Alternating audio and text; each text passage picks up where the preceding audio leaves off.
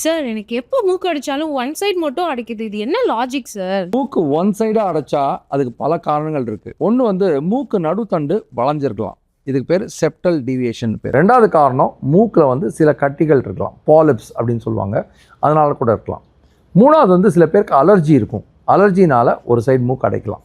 நாலாவது வந்து நேசல் சைக்கிள்னு ஒன்று இருக்குது. 4 மணி நேரத்துக்கு ஒரு தடவை ஒரு சைடு அடைக்கும், அதுக்கப்புறம் இன்னொரு சைடு அடைக்கும். இது நார்மலாகவே சில பேருக்கு இருக்கும். ஆனால் சில பேர் என்ன சொல்கிறாங்க, கண்ணாடியில் பார்த்துட்டு சார் மூக்கில் ஏதோ பல்பு மாதிரி தெரியுது சார், அது என்ன சார் ரொம்ப பிரச்சனையா அப்படின்னு கேட்குறாங்க.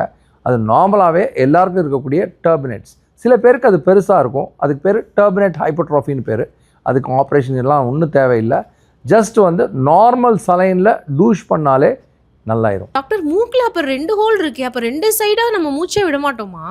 யூஸ்வலாக 2 சைடும் விட மாட்டோம். அதுக்கு பேர் நேசல் சைக்கிள்னு பேர். ஒரு சைடு விடுவோம், 4 மணி நேரம் கழிச்சு இன்னொரு சைடு விடுவோம்.